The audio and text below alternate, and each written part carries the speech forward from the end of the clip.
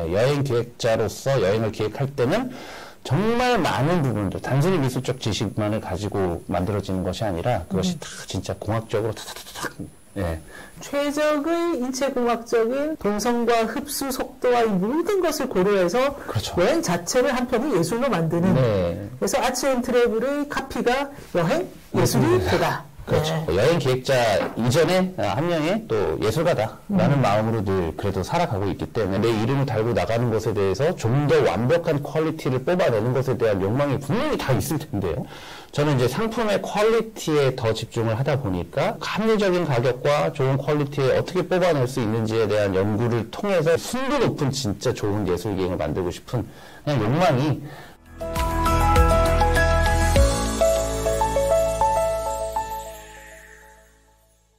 네, 안녕하세요. 저는 여행하는 인류학자 이민영입니다. 오늘 제 옆에는 아츠 앤 트래블의 대표 강정모님 나와 계십니다. 정모님이 네. 제 주변에서 대기 고객이 가장 많은 여행 크리에이터예요. 진짜 충격적인 게 올리고 몇 시간 있으면 마감이 돼. 그렇죠. 네. 그리고 올 연말까지 10팀인가 더 남으셨죠? 우선 연말까지지만 거기에 추가적인 일정들이 또 들어가기 때문에 네. 제가 봤을 때는 이제 한 15팀 정도 진행되지 않을까 예상하고 있습니다. 15팀 그리고 대기 고객 350명? 그렇죠. 네. 전체 일정에 지금 현재 일본 팀이 또 워낙 많이 접근성이 좋다 보니까 굉장히 많은 분들이 문의를 주셔서 좀 지금 최근에 그렇습니다. 네, 모기가 안 되는 여행사가 얼마나 많은데 이렇게 그냥 손님들이 가고 싶어도 못 간다고 아우성을 치는 이런 여행사 아츠 앤 트래블 이런 여행 크리에이터는 어떻게 만들어져서 어떻게 하고 있는지 정말 탐구할 가치가 있다라고 이 인류학자 주장을 해보고요. 제가 그래서 논문에도 등장을 하죠. 그래서 스스로 본인 얘기하는 거 되게 좋아하시는데 스스로가 스스로를 인터뷰를 못 하시니까 그렇죠. 네, 본인 유튜브에는 못 올리셨는데 제가 해드리는 걸로. 네. 우리가 그래도 예전에 오디오 클립도 같이 하고 팟캐스트 같이 하다 보니까 그때 진짜 너무 호흡이 잘 맞았는데 사실 그때 이 이민영 쌤의 이 상대방을 굉장히 편안하게 또 대화를 이끌어내는 그 능력이 워낙 출중하시니까 최고십니다. 아유 감사합니다. 그 스스로 말씀하시기에 미술사나 미술 전공자는 아니지만 여행 기획자로서 나는 독보적인 능력이 있고 그걸 전문성을 완벽성을 추구한다 이렇게 자주 말씀하시더라고요. 그래서 제가 봐도 미술 전공자라든가 이런 컨텐츠의 전문가는 많지만 그분들이 여행으로 엮어내는 건 되게 한계가 보이거든요. 네. 그래서 여행 기획은 또 다른 전문성의 영역인데 이 여행 기획이라는 게 도대체 어떤 거길래 스스로 여행 기획자라고 정체성을 만드시는지 궁금하네요. 네, 우선 미술 전문가들은 굉장히 많고 그리고 또 저보다도 훨씬 전문적인 지식을 가지고 계신 분들이 상당히 많은데 여행이라는 것은 너무나도 잘 아시겠지만 정말 공학적으로 막 기계가 이렇게 맞물리듯이 굉장히 많은 것들이 준비가 돼야 되잖아요. 호텔 컨디션이라든지 식사 컨디션이라든지 위치라든지 전체적인 이 고객들 대상의 취향이라든지 여러 부분들이 상당히 많이 고려가 돼야 되고 또 특히 미술관이라는 것이 단순히 작품들을 잘 설명한다고 해서 그게 쉽게 하나의 여행으로 만들기 어려운 게 우리 국내에서 매번 마주치는 그런 미술관들이 아니라 해외의 미술관들이고 그리고 또 전시도 늘 바뀌고 공간도 바뀌고 배치도 바뀌고 작품도 빠지고 또 들어오고 새로 작품들도 많고 그리고 어떤 맥락으로 이러한 전시를 기획했는지 큐레이터의 의도도 파악을 해야 되고 그래서 그런 그 수많은 이 톱니바퀴가 맞춰서 흘러가는 것처럼 사실 조율해야 될 것들이 굉장히 많죠. 그 미술사적인 지식이 굉장히 충만한 분이라고 할지라도 사실 좋은 미술 여행을 만들기는 쉽지 않다. 그러니까 그런 부분들이 제 여행에서는 상당히 많이 고려가 되고 있고 그리고 여행 기획자로서 제가 가장 중요하게 생각하는 것은 우리 박사님의 논문에도 등장하는 이야기인데 어떤 씬, 그러니까 스토리적인 측면이 상당히 중요하다고 생각을 합니다. 저는 이제 밥만 먹고 그것만 생각을 하고 살고 그리고 머릿속에 늘 선하게 이제 이 연상되는 것들이 있어요. 대표적으로 우리가 미켈란젤로의 작품을 보지만 미켈란젤로가 살았었던 장소라든지 또는 빈센트 반 고흐의 삶이나 그림에 대해서는 우리가 잘 알고 있지만 또 빈센트 반 고흐의 그 어떤 카페의 분위기라든지 또는 그가 어떤 예술적 전환기를 마련했었던 그런 장소의 그 느낌과 분위기 그래서 그런 것들을 마치 연결되는 씬처럼 하나의 내러티브가 만들어지기 위한 그 스토리 라인을 늘 짜죠. 그래서 유튜브에서도 빈센트 반 고흐의 뭐 정신병원이었어 하고 딱 보여주는 게 아니라 거기를 걸어가면서. 그쵸. 저도 유튜브 촬영해봐서 알지만 이 짐벌들이 얘기하면서 동선 보면서 가는 거 정말 힘든데. 그렇죠. 그거를 해맑은 얼굴로 하면서 젊을 때 이런 데 갇혀봐야 예술이 나온다 이렇게 썰도 예, 즐겁게 얘기하시면서 가는 장면을 보여주는데 이건 정말 새로운 장르를 개척하셨다. 근데 조회수가 잘 안 나와요. 네. 조회수가 나오는 것도 다른 부분 영역이 있더라고요. 그렇죠. 알고리즘을 타야 되니까. 네. 그래도 뭐 지금 많이 올라가고 있으니까. 네. 그래서 어쨌든 그런 이야기적인 측면부터 시작해서 그게 단편적으로 미술사를 안다라고 하는 것도 아니고요. 그리고 사실 그런 대표적으로 제 여행에서 빈센트 반 고흐에 관련된 여행이 많아요. 근데 이제 저는 직접 빈센트 반 고흐가 그 외딴 곳에 정신병원에서 떨어졌었을 때 그가 느꼈었던 두려움 같은 것들, 내가 영원히 사회와 격리되지 않을까, 이런 두려움이 왜 없었겠습니까? 그래서 별이 빛나는 밤이 나왔고 그 정말 주옥과 같은 그런 작품들이 나왔었던 그 현장들을 직접 가서 이제 느끼고 하다 보니까 그런 것을 고객들한테 전달하는 그 필요한 부분에 대해서 늘 먼저 미리 생각을 해서 스토리 라인을 짜고 있죠. 그러면 단순히 작품만 본다고 해서 사실 이게 무슨 컬러로, 물론 그런 걸 요구하시는 분도 계세요. 어떻게 붓칠을 했는지 전문적인 설명 좀 해주실 수 있느냐. 뭐 그런 건 제가 잘 아는 것도 아니고, 저는 오히려 이제 그의 삶에 대해서 좀 깨뚫고 그 안에 들어가서 직접 그 사람의 감성을 좀 느끼고, 밤의 카페 테라스를 보고 아르에서 그리고 크롤러 밀러 미술관이라는 곳에 가서 그 밤의 카페 테라스를 감상하고, 늘 그런 스토리 라인도 상당히 중요시하기 때문에 여행 기획자로서 여행을 기획할 때는 정말 많은 부분들, 단순히 미술적 지식만을 가지고 만들어지는 것이 아니라 그것이 다 진짜 공학적으로 탁탁탁, 그렇기 때문에 제 영역은 확실하다라고 늘 생각을 하고 있죠. 최적의 인체공학적인 동성과 흡수 속도와 이 모든 것을 고려해서 그렇죠. 여행 자체를 한편의 예술로 만드는. 그래서 아츠 앤 트래블의 카피가 여행 예술이 되다. 그렇죠. 어떤 분들 보면은, 막, 제가 SNS나 이런 거 보면, 저는 하루에 미술관 5개, 7개를 다녀왔어요. 막 이렇게 자랑하시는 분들이 계세요. 근데 그게 사실은 내 여행에서는 그게 불가능하거든요. 좀 더 작품과 교감을 할 수 있는 시간도 필요하고, 동선도 필요하고, 그리고 같이 여행하는 고객들의 컨디션도 상당히 중요하잖아요. 근데 제 여행 안에는 그런 부분들이 모두가 다 고려가 되고 있다라는 것.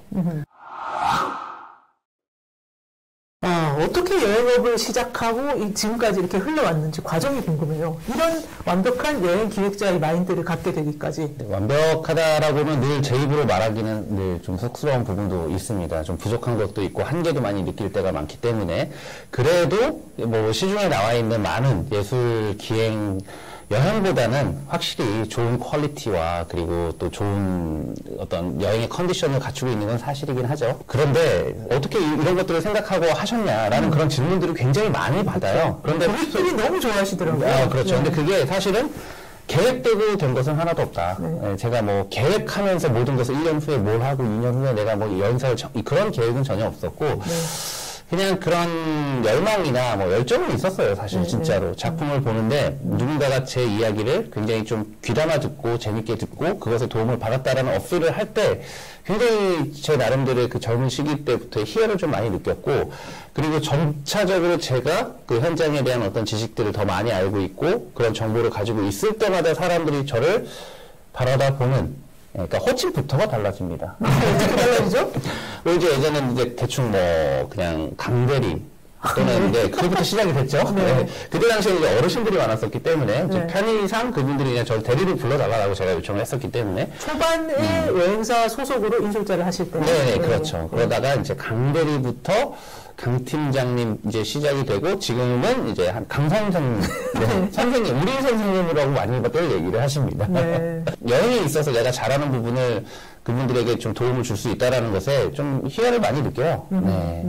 늘 그냥 지금 주어진 거, 그런 컨텐츠들 좀 더 디테일하게 잘 작품처럼 만들어서 이제 손님들한테 대접하는 거죠. 한마디로 제가 여행사가 여행 예술이 되잖아요. 여행 기획자 이전에 한 명의 또 예술가다라는 마음으로 늘 그래도 살아가고 있기 때문에 나름대로의 자부심을 갖고 좀 열심히 디테일하게 만들다 보니까 그런 부분에 있어서 진정성을 봐주신 분들이 많았었다. 근데 어떻게 하다가 이런 여행을 예술로 만들려는 이런 사람이 되신 건지 네. 디테일이 궁금하다 이거죠. 우선 가장 큰 그 계기는 그 부분이었었던 것 같아요. 예전에는 상품이 나오고 그 상품에 제가 인솔자로 배정이 돼서 나갔다면 지금은 제가 여행사를 운영하고 제가 직접 만들기 때문에 제가 현장에 다니면서 느꼈었던 되게 비합리적인 것들, 비효율적인 것들 그게 제 자체가 너무 싫었습니다. 그런 것 자체가. 그래서 제 여행에서는 그런 부분들을 하나씩 배제하고 걷어내는 작업들을 한 거죠. 그러니까 그게 사실 경험이나 연륜에서 오는 거죠. 그러니까 손님들이 무엇을 좋아하는지, 무엇을 싫어하는지에 대한 좀 감각적으로 그것을 가지고 있는 것들이 있죠. 저는 그거에 몰두합니다. 네, 그리고 그 외에 이제 손님들한테 전달해주는 어떤 여행의 이야기, 스토리텔링도 뭐 중요하지만 우리 민영 박사님이 얘기하시는 것처럼 좀 장인 같다라고 얘기하시는 부분이 그런 부분인 것 같아요. 네, 당연히 내가 만드는 상품을 진짜 작은 어떤 물건을 만드는 사람들 있잖아요. 수제로 만드는 사람들. 그런 사람들은 다 내 물건, 내 이름을 달고 나가는 것에 대해서 좀 더 완벽한 퀄리티를 뽑아내는 것에 대한 욕망이 분명히 다 있을 텐데요. 근데 시스템이 사람을 또 만드니까. 그렇죠. 근데 그게 이제 제가 여행사를 운영하니까 그걸로부터 자유로워진 거죠. 네네네. 네. 우리 일반 패키지 여행사들이 추구했었던 어떤 이 수익을 극대화한다라는 것보다는 저는 이제 상품의 퀄리티에 더 집중을 하다 보니까 이제 가격적인 측면이 좀 더 조금씩 올라가요. 그러니까 기존의 고객분들한테 그런 것들에 대해서 납득을 시켜야 되는 것도 사실 굉장히 어려운 과정 중에 하나죠.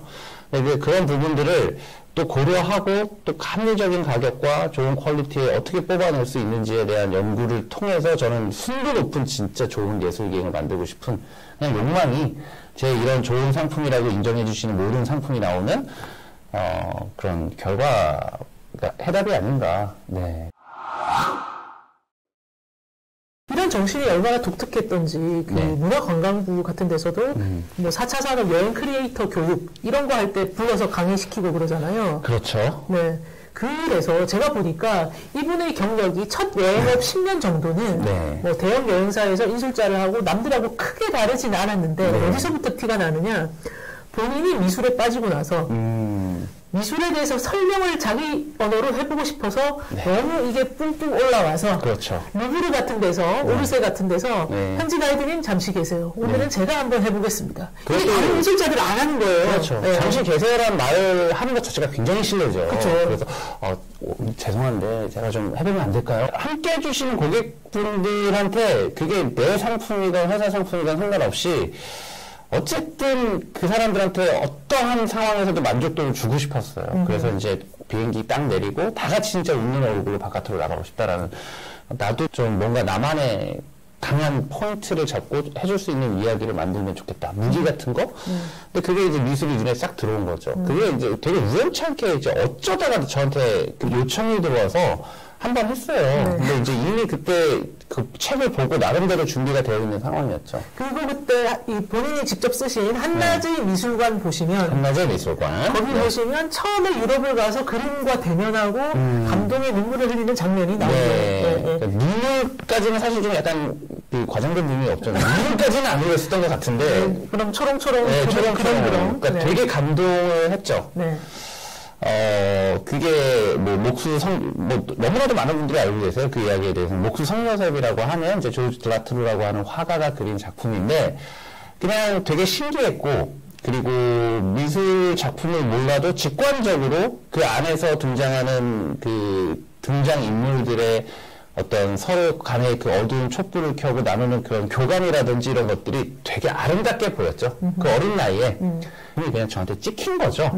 제일 좋았다. 그런 마음을 안고, 그다음부터 이제 작품에 대해서 이제 하나둘씩 많이 찾아가다 보니까 자연스럽게 회사에서도 미술에 관련된 여행은 이제 저를 보내신 거죠. 네, 스스로를 브랜딩한 거죠. 그렇죠. 나름대로 브랜딩도 했죠. 왜냐면은 그 장난 삼아서 이제 제가 맨날 아까 회사 회식에서도 밥 먹고 그러면은 저는 이제 늘 그쪽에 완전히 포커스가 맞춰져 있었기 때문에 머릿속에 미켈란젤로, 뭐 까라바쪼, 또 나만 한다라는 어떤 우월감 같은 것도 있잖아요. 네. 그런 것도 있고, 아 인솔자들이 좀 공부 좀 해야지 막 이런 생각이 늘 있었어요. 머릿속에. 네.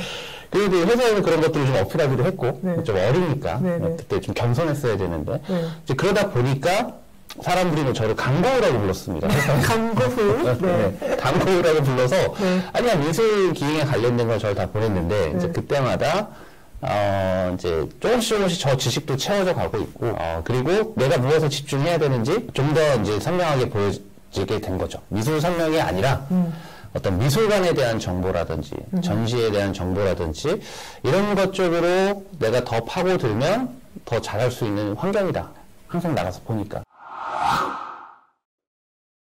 정리를 하면은 대형 여행사에서 인솔자로 다닐 때 미술을 너무 좋아해서 막 자발적으로 미술 설명도 하고 고객들한테 알려주는 걸 너무 기뻐하다 보니까 회사에서 광고로 소문도 나고 예, 자신을 점점 브랜딩하게 되어서 미술 전문 여행이 있으면 이제 찍혀서 나가고 그러면서 전문성을 점점 길러오다가 2010년경에 네. 예, 다음 카페에서 예, 이제 아예 그냥 자기 이름 내걸고 강의를 시작하셨죠. 근데 저같이 설명을 해줄 사람이 좀 필요했었던 분들이 계세요. 그래서 그런 자리에 조금씩 불려나가게 된 거죠. 네. 유럽에 가면 어떤 미술관을 가야 되는지.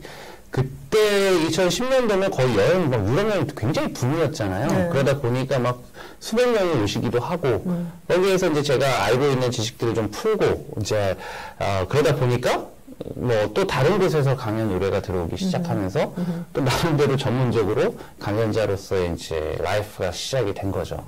네. 그러다가 창업을 하셨던 거죠. 그렇죠. 네, 창업을 했죠. 사실은 동업자와 함께 아웃바운드 여행을 했는데, 이제 뭐 좀 가치관의 차이라든지 이런 것 때문에 제가 나와서 이제 그 과정에서 외국분과 함께 같이 둘이서 이 서울을 소개하는 인바운드 여행에 이제 회사를 만들게 된 거죠. 그러니까 대형 여행사에서 한국인을 해외로 모시고 가는 아웃바운드 여행을 해서 경력도 쌓였고 미술 전문성도 나름 브랜딩을 했는데 갑자기 또 새로운 걸 하셨어요. 인바운드로 외국인을 한국에 이게 뭐 라이선스도 있고 하니까 늘 제가 원래 인솔자를 하면서도 아웃바운드 가이드 그 알바를 또 틈틈이 했어요. 네네. 가끔씩 들어오면 하고 인바운드 알바를 하셨다는 거죠. 네네네. 그러니까 가끔 하나씩 이제 들어오면 했었고 뭐 픽업 서비스도 하고 그냥 뭐 쉬지를 않고 그렇게 일했죠. 그리고 그런 것도 나름대로 프라이드였어요. 네. 그러니까 인솔자들한테는 이제 가이드 통역 라이선스가 없잖아요. 네. 근데 저는 또 그걸 소지하고 있었기 때문에 또 그 티를 또 냈고 항상 그러다가 이제 외국인을 알게 됐는데 이제 그 분이 되게 구체적으로 이미 자기도 나름대로의 그런 이 인바운드 가이드로서 한국말은 전혀 못하세요. 근데 그 구축을 좀 하신 그런 상태였었어요. 그래서 미국인들이 좀 그분을 통해서 많이 들어왔고 특히 그분의 여행은 좀 DMZ도 DMZ지만 그분이 미국 시민권자다 보니까 그 판문점 같은데 이제 그런 여행도 뭐 기획도 하시고 했었던 걸로 제가 알고 있어요.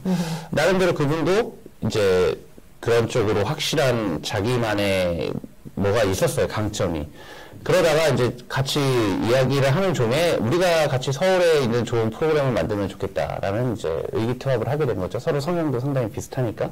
그때 이제 바이아터라고 하는 세계적인 커뮤니티가 있죠. 그래서 전 세계 수십만 명의 가이드들이 다 등록되어 있는 데이 여행 상품 파는 플랫폼. 네, 네네. 데이 여행가 플랫폼이죠. 네. 어떤 의미에서 이제 마이리어 트립 이전에 이제 전 세계를 대상으로 하는 그런 모델이 된 곳 같은 그런 곳이죠. 네, 일종의.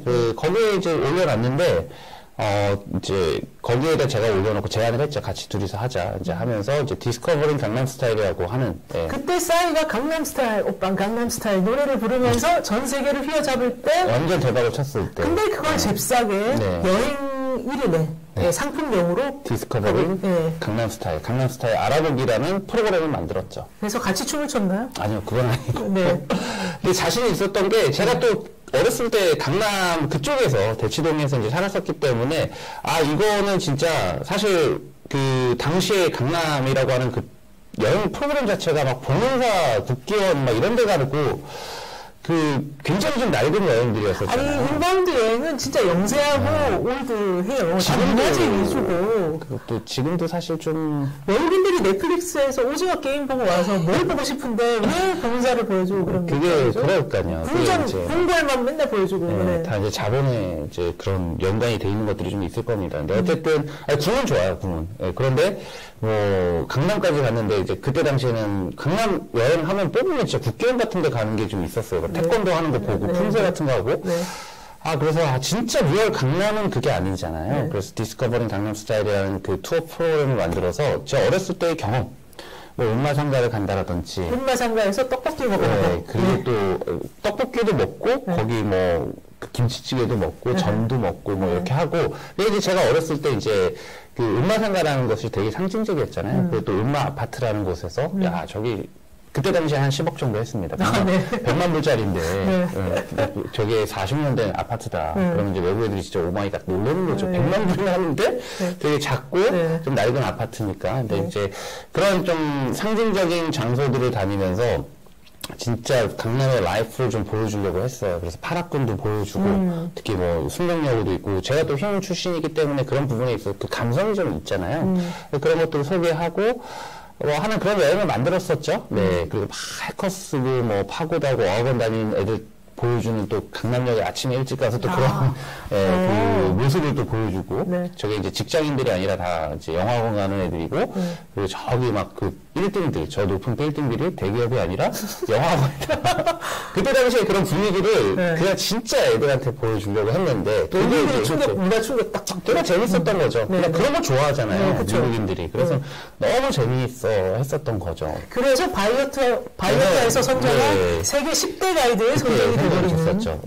그러니까 이제 가장 인기 있는 가이드, 가장 잘하는 가이드 이런 건 아니었었고 가장 크리에이티브 그 해에 2014년도에 가장 창의적인 가이드 해서 선정이 됐었던 그런 경험이 있습니다. 그 다음에 하셨던가요? 그렇죠. 그 다음에도 또 대형 여행사에서 이제 또 계속해서 싸이 열풍만 오래 가는 건 아니고 또 인바운드는 우리 논문에도 들어가 있지만 여러 가지 어려운 부분들이 상당히 많습니다. 또 가격적인 측면에서도 고려해야 되고 또 이제 막 덤핑 들어오기 시작하고 그리고 실질적으로 수익이 너무 적었죠. 그때는 생각보다. 그래서 다시 아웃바운드 쪽을 좀 하다가 대형 여행사 쪽에서 이제 하다가 이제 2017년 이제 그때쯤에 그러니까 저는 이미 나름대로 인지도가 있었기 때문에 제 이름을 걸고 여행을 하고 있었어요. 그래서 그런 것을 이제 여행사에다 주면서 만들면서 그렇게 자체적으로 하고 있었다가 아예 이제 사업체를 낸 거죠. 그게 아치앤 트래블이죠. 2017년 창업. 17년, 18년? 네. 얼마 되지 않았죠. 네. 근데 그때부터 승승장구를 한 게 남들이 봤을 때는 그냥 운이 좋았다. 라고 생각할지도 모르는데 저는 그 이전에 거의 17년? 이동안 남들이 안 하는 실험들이 너무너무 다양하게 하고 그다음에 호기심 때문에 본인이 막 고객님들한테 새로운 설명을 해보려고 계속 노력을 하고 이런 노력들이 이제 17년 걸려서 딱 합쳐진 게 아치앤 트래블이 아닌가 이렇게 해석을 하는데 맞습니다. 그래서 그게 지금 아까 처음에 말씀드린 것처럼 계산해서 계획되고 한 건 하나도 없습니다. 그러니까 두려울 것도 없이 그런 게 어렵고 그런 것이라고 생각한 적이 없고 늘 사람들한테 답답함을 느낄 때가 많았어요. 너 진짜 이거 안 하냐 막 이런 걸 제가 항상 얘기를 많이 하거든요. 너무 기업가 정신, 창업가 정신이 하면 되는데 근데 안 하면 아무것도 안 되니까. 그래서 이제 무조건 하고 질리고 보는 건 어쨌든 그게 성향입니다. 질리고 보는 걸 잘했죠. 무조건. 그래서 그냥 회사도 딱 냈는데 그냥 모집이 엄청 잘 됐죠. 왜냐면 그리고 또 기존에 이제 쌓였었던 고객들이 이제 고객층들이 쭉 있었고 그리고 또 제 강연을 열심히 들어주시는 분들이 계셨기 때문에 당연히 이제 엄청난 대규모의 그런 인원은 아니었었지만 쉽게 이제 여행사의 시작했고 그리고 잘 되다가 이제 코로나 기간에 이제 그때 절정으로 잘 됐죠. 그때 이제 엄청난 많은 고객들이 이제 유럽 여행을 다 모집을 했는데 이제 코로나가 터지는 그런 일이 발생을 했었죠. 그래서 코로나 초반에 제가 그때 태국 음식점에 한번 모시고 갔는데 어메이징 타일랜드. 그래서 참 우울할 때. 근데 그때 전화를 받더니 끊으시면서 이렇게 막 지금 4천만 원 날아갔어요. 근데 고객님들한테 환불을 100% 다 해주셨어요. 그만큼 안 해도 되는데 법적으로. 그렇죠. 그건 법적인 거고 저희 고객님들과 저의 유대는 좀 끈끈한 부분이 있습니다. 그리고 그분들 때문에 지금까지 살아왔는데 제가 그 돈 몇십만 원에 그러니까 그런 걸 하고 싶지 않았었어요. 네. 그것도 아세요, 다. 고객님도 그냥 다 편안하게 또 다 받으셨고, 그리고 조용히 이제 코로나 끝나면 아무거나 갈 테니까 상품만 내. 다 끝나기만을 이제 기다리고 계셨었기 때문에, 그리고 또 약속대로 끝나자마자 그때 취소하고 제가 다 환불해줬어. 모든 분들이 또 지금 여행에 와주고 오고. 그래서 지난 가을에 코로나 이제 주춤하고 나서 오픈했는데 그냥 무조건 바로 매진 웨이팅 뭐 이렇게 되죠. 하루 만에 모든 전 상품이 다 팔렸죠. 네네. 네. 그래서 뭔가 전략적이고 그런 건 없습니다. 네. 그냥 사람 대 사람으로. 네. 열심히 늘 하고 했었던 것을 사람들이 확실히 알아주는 분들이 많으세요. 네. 아치앤트래블에서 어떤 팀들을 만드셨나요? 아치앤트래블에서 많죠. 근데 그 중에서 이제 가장 제가 애착을 갖고 있는 것은 이제 프로방스 여행이었었는데, 이번에 새롭게 또 업그레이드를 했죠, 사실. 프로방스 스위스 여행으로. 네. 원래는 이제 프로방스 따로 팔고 스위스 따로 팔고 하려다가, 그것보다는 이제 좀 부족하다라고 생각을 해서 스위스 예술기행을 같이 이제 플러스해서 낸 거.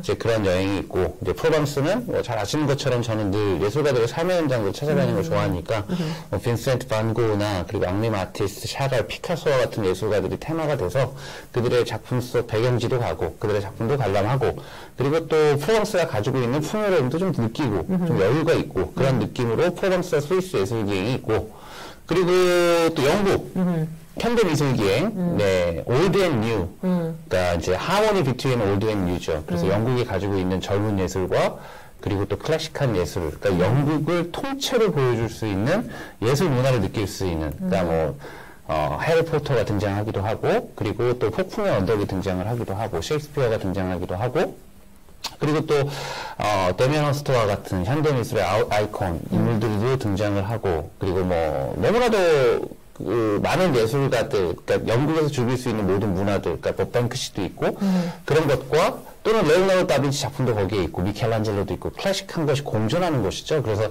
그 문화의 특징이 하모니 비트윈 올드 앤 뉴라고 생각을 해서 어떤 올드 앤 뉴가 이제 비전에는 미래라는 테마를 가지고 영국 여행이 이제 또 있고요.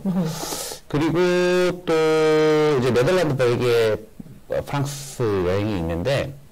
사실 네덜란드, 벨기에, 프랑스 여행 같은 경우는 이제 저희가 막 잘 하고 이후에 이제 여기서 많이 나오긴 하더라고요. 사실 달라요. 이제 완전히 다릅니다. 다른 곳에서는 존재 자체도 모르는 미술관들도 있고 우리가 들어가는 데 있어서 그리고 이제 늘 그런 좋은 전시나 이런 것들을 제대로 아주 깊게 파악을 해서 그런 것들을 한꺼번에 다 느끼실 수 있게. 그래서 네덜란드 미술, 뭐 렘브란트라든지 페르메이르라든지 빈센트 반 고흐 같은 인물들 그들이 이제 주가 돼서 이제 돌고 그리고 또 이제 북프랑스 쪽 노르망디 쪽으로 연결해서 이제 모네의 그림 속으로 들어갈 수 있게 거기 먼저 에트르타라든지 또는 이제 몽쉐미셸 같은 과거의 유산도 좀 찾아보고 그리고 이제 프랑스 파리 가서 오르쉐나 또는 그 가까운 지베르니 가서 모네의 그림 속 풍경도 들어가서 뭐 이렇게 그림과 예술가들의 흔적을 같이 찾는 빈센트 반 고흐의 마지막 삶의 현장, 까마귀 나는 밀밭, 거기를 가죠. 그리고 암스테르담에서는 까마귀 나는 밀밭을 보고 오고, 네. 이런 네덜란드, 벨기에, 프랑스 코스가 있고, 그리고 최근에는 이제 하프부르크에 대해서 우리 지금 최근에 많은 분들이 전시가 있어서 국립중앙박물관에서 전시가 이제 끝났죠. 굉장히 성황리에 관심이 많으신 것 같아서 좀 더 추가적으로 보실 수 있게 이제 하프부르크 600년을 테마로 해서 헝가리나 체코랑 연결하고 싶지는 않았습니다. 그런 일정 너무나도 흔하기 때문에 독일이랑 연결을 해서 독일이 또 미술에 있어서는 뭐 사실 최고죠. 네, 최고인데 되게 어려워요. 독일이 이제 건들기가 어려워. 현지에서도 독일의 그런 미술관들을 디테일하게 들어가는 여행사조차도 없기 때문에 최근에 이제 답사를 다 다니면서 이제 그런 정보들을 그게 다른 점인 거예요. 꼭 새 상품 만들기 전에.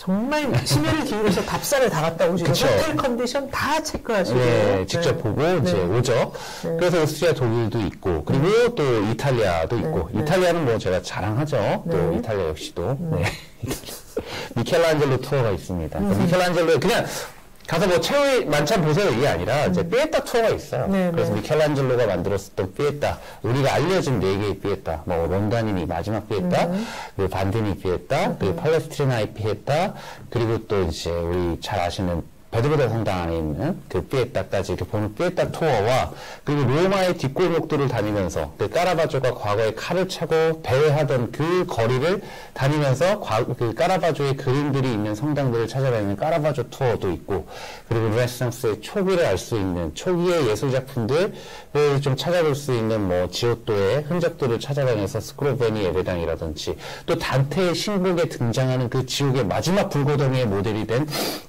도시도 간다라든지 그런 식으로 이제 또 이탈리아의 예술문화, 특히 이탈리아 예술문화는 르네상스 바로크잖아요. 그 시대의 것들을 제대로 즐길 수 있는 여행이 있죠. 최고죠, 사실. 이거 잘라주세요. 어디에 가서는 최고란 말을 단어 쓰는 걸 싫어하기 때문에. 네. 고객님들이 이걸 이제 다 갔다 오신 분들이 계셔가지고 어쩔 수 없이 이제 아시아 투어까지 개척을. 그렇죠. 일본에 개척을 해서 도쿄 서양 미술 기획.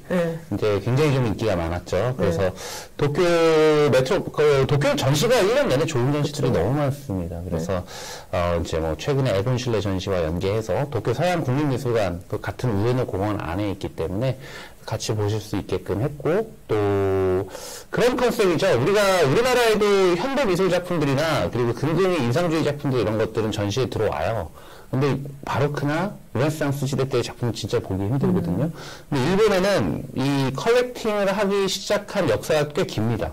이미 유럽에서 산업혁명기 시기 때부터 일본 사람들이 과거 기술력은 없으니까 자기들도 좀 어떻게 거기에 좀 끼고 싶으니까 그래서 그들이 가지고 있는 이국적인 예술 문화를 가지고 이제 경합을 한 거죠. 그래서 예술 문화를 가지고 박람회 같은 데 출품을 하기 시작하면서 유럽 사람들이 일본의 문화에 대해서 관심을 갖기 시작하고 거기에 또 뭐 그런 일화 있잖아요. 도자기를 수출하고 하는데 우키요에 목파나 종이를 이렇게 싸서 했는데 그것을 인상주의자들이 보고 야 너무 채도도 밝고 그리고 평면적인 이런 그림이 독특하다 해서 영향을 받고 그 과정 속에서 또 이 당시에 유럽에서 유학을 하고 있었던 기업가 자녀들이나 이런 사람들이 그림에 대해서 인상주의 화가들의 작품들에 대해서 일본의 영향을 받았으니까 또 관심을 갖기 시작을 하고 그래서 실질적으로 기업가들이 모네 아틀리에 가서 모네 만나서 같이 브랜디 마시면서 작품도 수십 점 사주고 그때는 쌌잖아요. 그때는 일본인 기업가들이 직접 모네를 찾아가서 그림을 직접 사왔어요. 그런 기록들이 다 있습니다. 아이고.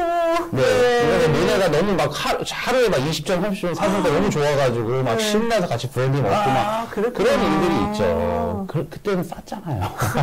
그때 샀어야 되는데. 근데 그때 이제 싹 긁고 온 거죠. 그래서 그게 지금 다 일본에 있는 거네요. 그리고 실제로 사실 일본이 2차 세계대전에 이제 패하게 되면서 이제 나중에는 반환이 거의 됐는데 그 반환되지 않은 일본 기업가들이 가지고 있던 소장되고 있었던 이 프랑스에 두고 온 작품들이 있어요, 몇 개. 그 중에 대표적으로 반환되지 않은 작품이 오르쉐 미술관에 있는 빈센트 반 고흐의 그 아르레 침실이에요. 아하. 그리고 도쿄 국립서양미술관 앞에 서 있는 그 로댕의 지옥문이요. 첫 번째 캐스팅된 청동문이에요. 이건 수준이 장난이 아닌 거죠. 그래서 도쿄 국립서양미술관 들어가면 오르쉐나 루브르 들어가는 느낌이 나요. 그러니까 먼 곳 가지 않고 가까운 곳에서도 서양미술을 그래서 저희 테마는 예술기행도 아니고 그냥 딱 써놨습니다. 서양미술기행이라고 도쿄. 그거와 이제 나오시마는 뭐 제가 가고서는 정말 제 인생 여행이었었기 때문에 프로그램스에서도 좀 바뀌었습니다. 나오시마로. 너무 환상적이었었기 때문에 이제 제가 느꼈었던 그 감동을 고스란히 이제 고객들한테 전달해줄 만한 여행을 지금 또 기획했고 지금 모집이 완료되는 상황이죠. 도쿄랑 나오시마는 2023년부터 상품 모집을 이번에 처음 했고 지금 그저께 첫 상품 띄우고 이제 같이 모시고 갔다 오고 지금 유튜브 바로 온 거죠. 그저께 밤에 도쿄에서 도착을 12시 집에 오시면 12시였죠. 네, 밤에. 끝나고 난 뒤 소감은? 그냥 행복했죠. 왜냐하면 새롭게 시작하는 첫 상품을 끝낼 때가 제일 이 희열이 있어요. 특히나 일본은 3박 4일이지만 걱정을 되게 많이 했습니다. 내가 계속 도쿄를 수차례가 왔다 갔다 하면서 인스펙션도 하고 이미 다 준비를 했고 미술관마다 메일링을 다 했어요. 우리가 가는데 불편을 없게 할 수 있겠느냐. 그런 고민이 왜 없었겠습니까? 근데 그게 이제 싹 해소되고 다 스무스하게 그냥 다 됐어요. 스무스하게 다 됐고 이제 경험을 잘하고 왔죠. 그러니까 이제 다음 상품부터는 이제 더 이제 마음이 뭐랄까 편안한 어떤 자신감을 가지고 이제 할 수 있으니까 굉장히 기뻤죠. 네. 근데 제가 사실은 아치앤 트래블의 외국 여행, 해외 여행은 안 가봐서 네. 네, 듣기만 해가지고 그런 갑다 하는데 한국에서 미술관 투어 네. 그리고 그 강의하실 때도 네. 가서 저는 직접 참여를 해보니까 네. 아니 이런 기발한 생각들을 어떻게 하셨나. 네. 예를 들면은 영화관을 빌려가지고 뭔가 되게 있어 보이게 네, 강의를 한다든지 한밤중에 미술 여행을 떠나는 느낌을 구현한다든지 네. 뭔가 이게 지금까지 강의나 여행하고 뭐가 달라요. 어떻게 그렇게 창의적인 것들을 아니 저는 근데 그거 창의적이라고 생각해 본 적이 한 번도 없어요. 네. 네. 제가 지금 규정해 드리고 있는 거예요. 아, 감사합니다. 그게 늘 우리 박사님은 저를 좋게 봐주셔서 그냥 제 홍보를 위해서 이제 여행 홍보를 위해서 이제 어떤 방식으로 하면 좋을까 고민을 늘 많이 하죠. 저는 이제 뭐 SNS에 돈을 들여서 광고 홍보를 한다든지 그런 건 안 하잖아요. 그런데 좀 그런 것보다 정말 좀 저의 진정성이나 어떤 제가 가지고 있는 현지에 대한 정보에 대한 양이나 이런 것들에 대해서 전문성, 전문성 같은 것을 보여줄 수 있는 게 뭘까 늘 고민을 하죠. 그러기 위해서는 아무래도 이제 터칭이 필요하죠. 가까운 스킨십이 고객들과의. 그게 이제 가장 좋은 게 강연이고. 그냥 강연인데 거기에 장소가 이제 좋겠다라고 생각한 게 극장이었었고. 뭐 그런 거지 뭐. 특별하지는 않습니다. 네, 그런 거 부분들이. 네, 그런 거 특별해요. 네. 왜냐하면 그 짧은 만남이지만 그때 사람이 탁 받는 느낌 이런 거 되게 중시하시더라고요. 그리고 뭐 아치앤 트래블 네임택 네. 이런 것도 다 디자인. 그쵸. 일정표도 다 디자인을 하는데 그러니까 그런 거는 성이죠 성이. 네. 그리고 그거는 회사 얼굴이잖아요. 그 손님들이 딱 멋있는 네임택 쫙 세련된 거 그거 이제 하고 다니는 게 이제 제 나름대로 그 모습을 보면서 이제 기분이 좋죠. 이런 훌륭한 분들이 딱 그 네임택을 이렇게 좋은 거 격에 맞게 해드려야지 뭐 이런 거고. 이렇게 미술 여행 상품 그리고 미술 강연 이런 것도 열심히 하셨다가 코로나가 왔을 때 제가 또 충격을 받은 게 너무 잽싸게 빨리 전환을 하시더라고요. 온라인으로. 그냥 그것도 아무 생각 없이 기회 있을 때 그거 한 거죠. 뭐 과정을 너무 잘 아시니까. 근데 또 이렇게 보시는 분한테 설명을. 그게 원래 저는 사실 유튜브나 이 PC에 굉장히 약한 사람이죠. SNS라고 해봐야 그냥 뭐 페이스북 정도 이제 하고 있었는데 뭐 네이버 쪽에서 우연찮게 한 전시의 오디오를 네이버의 이 오디오 클립을 홍보하기 위해서 제 육성 녹음 그걸 좀 만들어 달라고 그러니까 그 현장 그게 뭐라고 하죠? 오디오 설명하는 거? 오디오 가이드? 네, 오디오 가이드. 그걸 녹음해 달라고 하더라고요. 그래서 알았다라고 제안을 했는데 이제 역제안을 한 게 이제 제가 사실 그런 거죠. 이제 그런 기회를 잘 안 놓치죠, 제가. 그러니까 남들보다 진짜 잽싸게. 잽싸게가 아니라 그런 작은 기회가 있을 때 진돗개처럼 물고 늘어지는 게 좀 있죠. 제가. 그래서 이제 그쪽에다 역제안을 했는데 거기서 그게 먹혔죠. 그게 이제 이제 걸린 거죠, 저한테. 이제. 뭐였냐면, 제가 아까 얘기하셨던 그런 강연 프로그램들을 계속해서 만들어 왔잖아요. 그러니까, 강연 프로그램을 오디오 클립에서, 현장에서 실시간으로 하는 걸 라이브로, 그래서 이제 단독, 그때 제가 강연자로 또 초대를 드리기도 했었고, 그때 초대했었던 분이 뭐 작가 정영울 님이라든지, 또 영화 유튜버, 뭐 라이너님이라든지, 그리고 또 우리 민영 박사님이 이제 미식 쪽을 해주시기로 했었고, 그리고 뭐 김창현 도슨트라든지, 뭐 정우철 도슨트라든지, 그런 분들이 계셨었죠. 뭐 심지어는 바이올리니스트도 한 명 있었고, 이수민 바이올리니스트도 있었고, 건축가 이병기 씨도 있었죠. 이렇게 강연자들이 2020년도의 그 트렌드, 예술 문화 트렌드에 대해서 소개를 해드립니다. 이제 어떤 그런 컨셉으로, 아트살롱이라는 것을 네이버한테 역제안을 했죠. 강연 프로그램을 이제 하자. 그래서 이제 한 달에 한 번씩 진행하는 걸로 이제 그렇게 제안을 받았는데 코로나가 이제 심해지게 되면서 그 현장에서 모이는 것 자체가 안 돼서 아치살롱이 아쉽게도 없어졌지만 제가 이제 그걸 또 그럼 제가 팟캐스트로 하겠다. 네. 아깝다. 왜냐면 6,000명이나 그 구독자가 이제 모여있는 상황에서 그 채널 버리기가 너무 아깝잖아요. 그래서 이제 그쪽에다가 하겠더니 거기다가 또 고맙게도 펀딩 돈을 지원해주겠다, 이제 제작비를 지원해주겠다라고 해서 좀 했죠. 이제 했는데 이제 그때 제가 진행자였죠. 네, 진행을 같이 이제 해주셔가지고 너무 잘 됐어요. 그때 많이들 들어주시고 저도 경험이 그러니까 우선 팟캐스트라는 경험 자체가 이제 민영 쌤이 저한테 알려주셨죠. 그리고 녹음하는 거, 편집하는 것까지도 알려주셨기 때문에.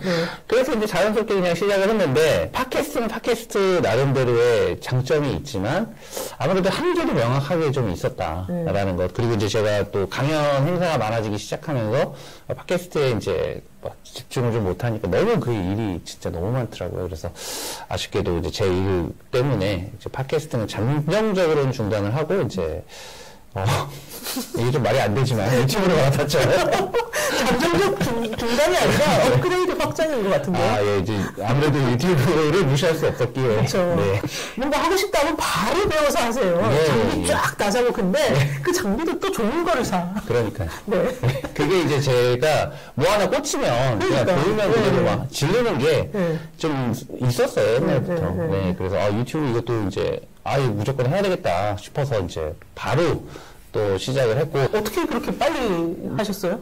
우선 원래 유튜브보다는 사실 줌을 먼저 이제 줌이라는 것으로 그때 강연하는 게 조금씩 사람들한테 알려지고 있는, 그러니까 줌이라는 것 자체가 이제 처음 나왔죠. 그때. 코로나 초기에 줌이 폭발했죠. 그때 폭발한 거죠. 그래서 그 줌을 가지고 사실 그 와치앤트랩을 잊지 말라는 어떤 그 고객들과의 그 통로를 남겨놓기 위해서 뭐가 좋을까. 그래서 그게 이제 팟캐스트였었던 거고, 그리고 이제 그걸 좀 더 쉽게, 왜냐면 매번 그것을 준비해서 편집하고 뭐 하는 건 되게 어려웠어요. 그래서 일주일에 한 번씩 그럼 내가 잘하는 뭐 강연을 좀 해드릴까? 라이브로 하자. 라이브로. 그래서 이제 줌을 시작했는데, 이게 전혀 근거 없이 사라지는 것들이 되게 아깝다라는 생각을 했고, 그걸 좀, 이거 그냥 유튜브로 그대로 이제 하면, 하나의 채널이 만들어지지 않을까. 아깝다, 줌은. 그렇게 생각해서 그렇게 줌 가지고 한 1년 가까이 하다가, 네, 미리 그냥 유튜브로 했으면 더 좋았을 텐데. 줌으로 일요일 오후 4시마다 무료로 8시, 랜선 투어를 하셨죠. 그렇죠. 미술관 한 곳씩 네, 미술관 랜선 투어라기보다는 그냥 같이, 그때 당시에는 너무 하루하루가 막 불안하고, 막 이 코로나 감염자가 급증하고 막 있었던 그런 시점이라 사람들이 되게 지겨워 했었어요. 막 너무 힘들어하고. 근데 거기에 내가 지금 뭘 할 수 있을까? 그러면 현장의 분위기 좀 내드리자. 같이 미술관 산책하는 느낌 내드리자. 해서 유튜브 라이브를 시작했죠. 네. 그게 이제 지금 와서 이제 구독자 이제 1만 최근에 넘었죠.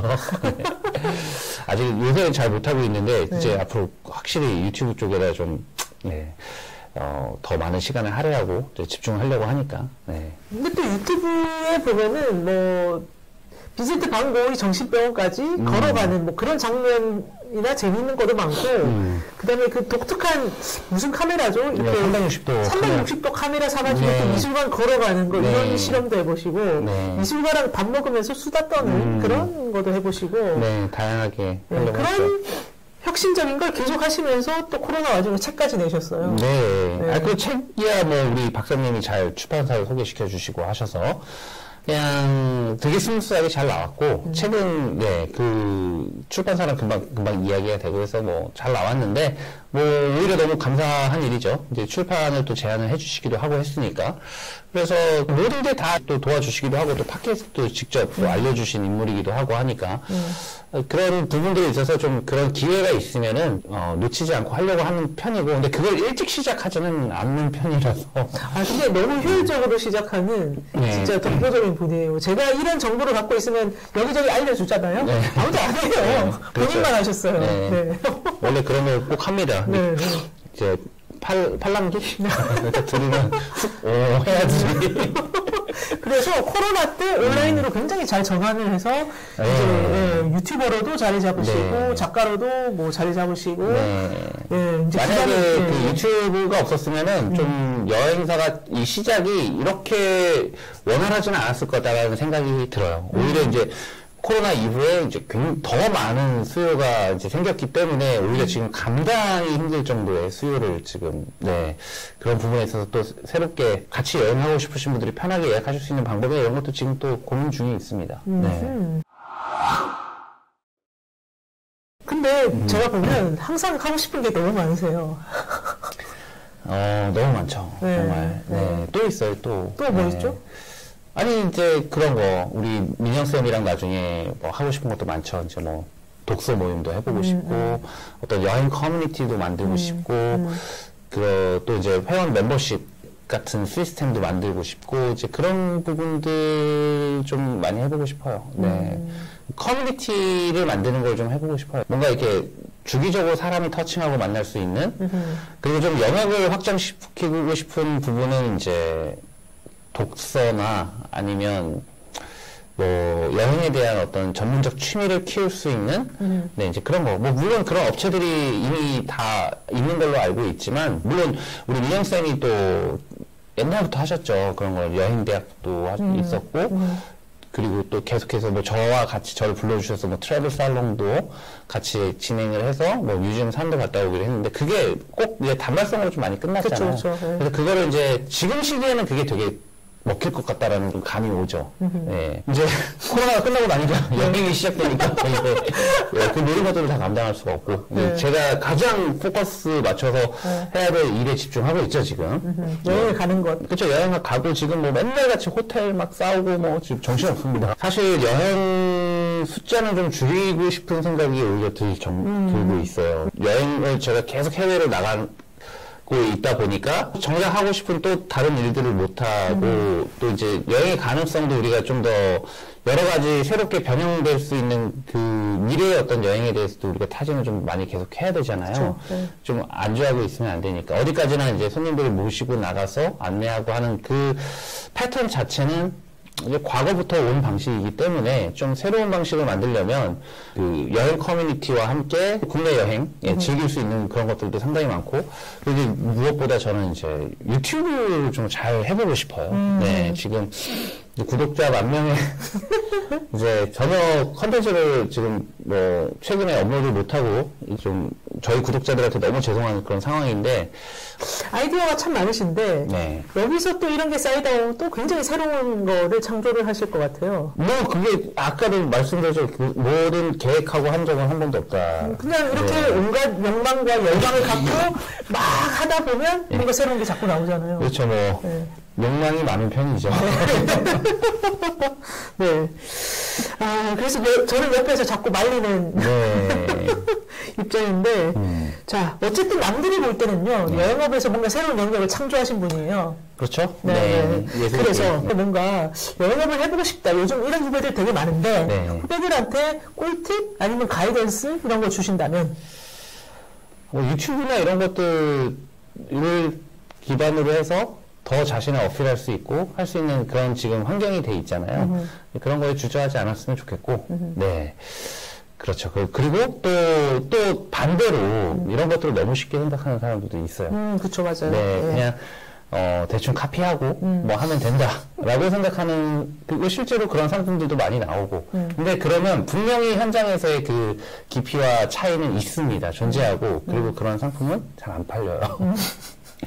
그런 것들을 단계적으로 하나둘씩 만들어 나가야 되고 준비도 많이 해야 되고 그렇다라는 거. 이런 일을 하고 싶은 여행 기획자 같은 일을 좀 더 전문적으로 하고 싶다면 그게 하루아침에 이루어지지는 않고 단계적으로 미술에 대한 여러 가지 인문학적인 지식도 갖춰야 되고 경험도 있어야 되고 그리고 기회가 있을 때 좀 열심히 그것을 잘 포착하고 잡고 그런 거 되게 상투적이죠. 자, 그러면 요즘에 한국의 미술 시장이 폭발해서 네. 미술 여행을 가고 싶은 분들이 굉장히 많아졌고, 네. 그러니까 전시회도 많아지고, 네. 갤러리도 많아지고 이런데, 자, 미술 여행을 해외로 한번 알차게 떠나보고 싶다. 이런 분들이 꿀팁이 좀 필요하실 것 같아요. 네. 요거는 다음 편에 따로 하나. 네. 알겠습니다. 가이드를 해주시는 걸로 하고요. 네. 여러분, 강정모 대표님 다시 모시려고 하면은, 좋은 질문이 필요합니다. 그래서 댓글에, 질문 많이 적어주시고, 네. 좋아요도 많이 눌러주시면, 네, 구독도 많이 해주시고, 많이. 그러면 다음 편에 또 미술 여행의 꿀팁과 방법을 가지고 찾아뵙도록 하겠습니다. 네. 감사합니다. 감사합니다.